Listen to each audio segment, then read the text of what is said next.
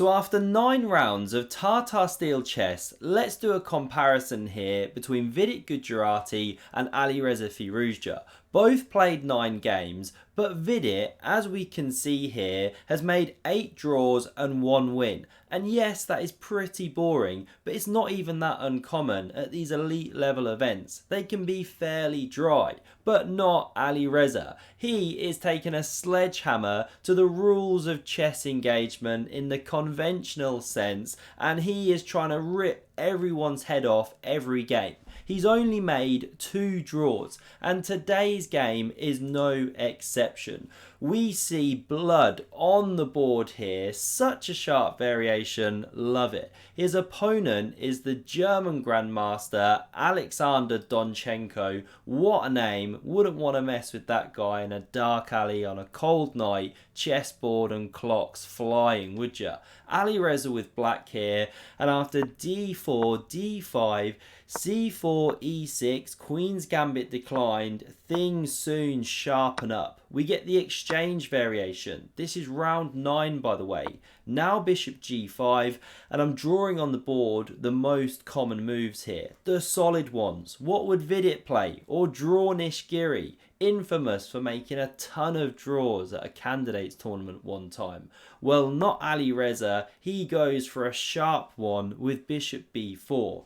e3 a common response, but knight f3 played, and it now takes us back into a razor sharp Ragozin variation. Love the name of that opening. We get knight bd7 from Alireza, e3 played, and now touching that c pawn, flinging it 2 squares to c5 is the most common move. Over 1,000 games. Alireza here, he goes a far less trodden path, but is known in these systems of h6, kicking back the bishop, and g5. Vamos! He launches Gary the g-pawn down the board. The bishop slides back, and then knight e4. This is the point of black's play, but it's risky, right? You're pushing pawns, you're moving the same piece twice in the opening, your king's getting exposed.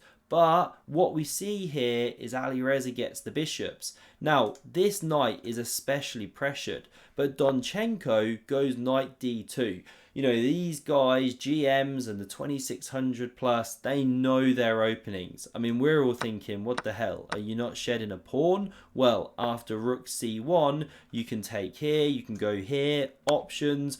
But the point being, yes, you can win a pawn and get the material, but white gets this major initiative. You've got stuff like f3 coming and castles potentially, and e4 as well. You know, it's dangerous. But of course, you have to know your stuff with white. So Alireza, he picks up the bishop pair here. The pawn recaptures, opens up this h-file here. Knight b6 from Alireza, defending his center, opening his bishop to develop. We get bishop d3, bishop e6, a3 puts a question, and Alireza drops back. He wants to hold on to these snipers. Look at the power that they have together, controlling all complexes of squares. And now different ways to go for white, right? You know, an immediate e4 is possible. All your pieces geared up for it. But Donchenko starts with queen f3. Alireza could go c6, top engine move, but g4, just sharpening things once more. You know, you give the f4 square, picture knight e2 f4, but you kick back the queen, you do gain some space, potato potato, right? Now we get pawn c6, and you can castle queenside here, one of the top moves, but rook h5. Alexander's come to play as well. He wants to sharpen up the position. And once again, I love likening this to a sumo wrestler just sitting on someone, right? You know, he doesn't take the pawn, not that he can here, but he sits in front of it, stops it advancing, and therefore kills the piece behind it. So knight d7 now from Alireza. He's remaneuvering, wants to get rid of the rook. Again, you can castle queenside, but e4, very sharp idea. Knight f6 comes on the board. Does the rook retreat? No. We get captures in the center here. Sure, take my rook, but then I'm taking here. I've got a pawn and a minor piece for my rook, and your king is getting ripped to shreds. So Alireza wisely captures back.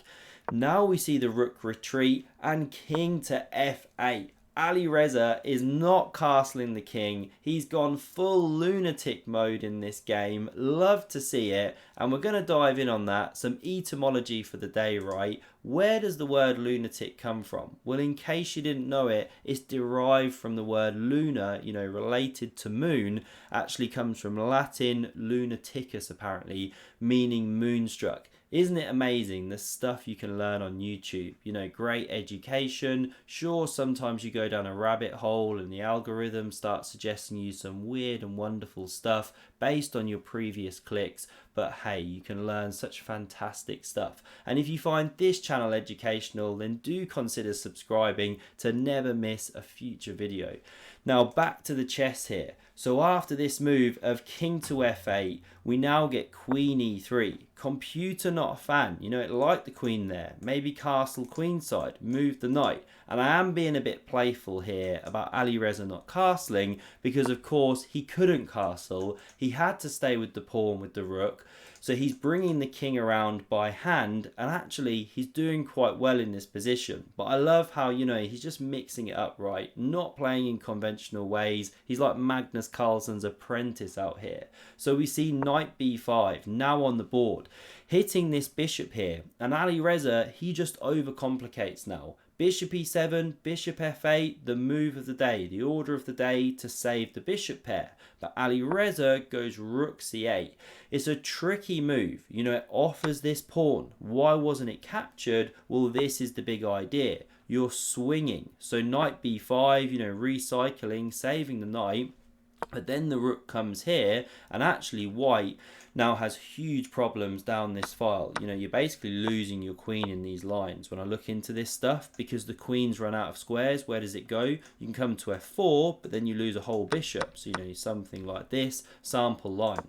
So pawn not touched, you just helped the rook activate. So instead, the bishop was captured. Great move. Queen recaptures here and king f1. Running for the hills, trying to get to safety. But look at the two kings there. They are exposed. This should have a rating on it. PG-13 out here. Not suitable for kids. And now Alireza, again, not the most precise move.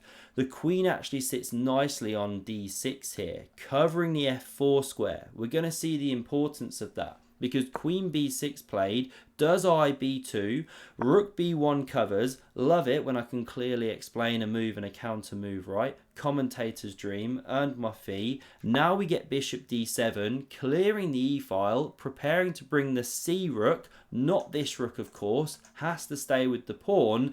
And after king g1, a little bit more king safety, nudging over, rook c to e8, well, that queen is actually checkmated apart from the f4 square. But imagine the queen still sat there. Well, then you could take, change the pawn structure here and start pushing the h-pawn, decent structure. Black then doing quite well, especially with the queens off the board and having the draftier king. Now, it's not to say white couldn't have played differently, right, if the queen hadn't moved, but okay, this is why the queen was good there. But okay, now this one slid to f4. White's doing quite well, but not as well as what should have been allowed by this next move. What should Alireza do here? We'll just sit on the position.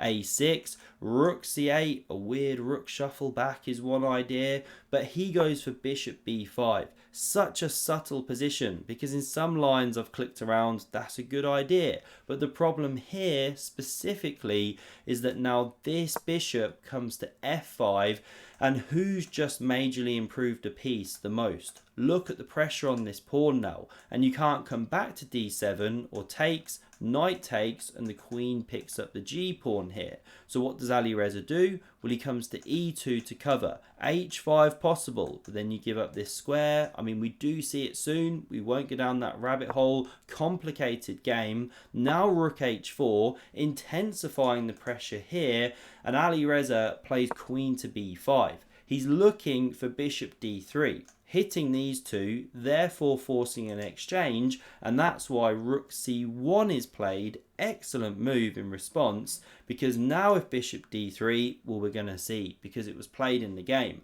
But we've got to ask the question, Why not take this pawn on b2? And it is the engine's top move. Well, the challenge is rook c7 comes. You know, Alireza very hesitant to encourage his opponent's piece into the attack. And just to give you a flavour of the damage that can be done, say you play a random move here. Well, now there's this awesome tactic. I mean, pause if you want to look for it. This tactic gives white plus 28.8. You know, okay, it's gone to plus 31 now. The second best move is just plus 4. So there's one killer. Well done, very, very well done if you found rook takes on h6. And the idea is, after rook recaptures and queen g5 check, well, after this rook blocks, which isn't technically the best here, but in most positions it is, now you can take and the pawn is pinned because of this one. Because in lots of other positions, you know, bishop takes and pawn takes, black's actually doing well in that whole variation. You get 2- for the rook. But the problem here, of course, is the pawn is pinned, so the king gets hunted, you just get checkmated. So that is an amazing tactic which starts to be in the air if you let the rook in. So bishop d3 was played, complicated game, and again, you know, if you actually take that one, Alireza's doing okay. If you take the pawn here, Alireza's doing okay. He can start generating an attack with queen takes on b2 and rook e1 stuff potentially. But there's this brilliant resource of rook to c5. You hit the queen and it's got to stay with the defense of this bishop. This is the challenge. So it gets sidelined to a6, no longer pressuring the pawn, covering the knight, yes, but now we get bishop takes on g4 and the king side is collapsing. Alireza checks, king h2, look at his time, it's perilously low. We get pawn h5, kicking away that bishop, now allowing a check on g5, but wasn't yet played. The bishop slid back, rook h6, adds some defense, but it's a huge blunder as you can see. Run back one move, queen e6 was the best one to cover f7 some more. But this move played so short on time, played with 9 seconds remaining, 30 seconds is gained per move, but now rook c7 comes, invading, setting up tactics, and Alireza just crumbles under the pressure. Queen e6 best, but then he's still worse. g4 coming to crank open the position. He, however, plays rook h7, and now here Donchenko puts the icing on the cake of a great game. He plays bishop takes on h5, forcing resignation. Why? Well, if knight captures, you're crashing through. You know, this is the big theme. That's a mate. Sorry, not a mate. No, that's actually covered by the bishop, so that wouldn't be good. But queen f8 is a mate. And then coming back here, if instead of going with the knight, you take with the rook, well, really similar themes. You hunt the king. Some of these lines are actually really long with the best way to hunt the king, but you have to bring the knight in and you hit the rook. And then there's all sorts of these mating ideas. They just carry on. What's it? The rook comes here. Knight can capture. Then there's queen h3, checkmate. Amazing combinations. The whole thing just collapses the moment f7 falls in. And this is a huge threat, so you can't ignore the bishop. This, the final position, you got to hand it to Alireza. He lost, but what an amazing game of chess he's playing at the moment. A brand of chess, I should say. If you enjoyed this and love some craziness in the opening, check out the playlist on screen, Magnus Classics. Thanks a lot for watching, and I hope to see you soon.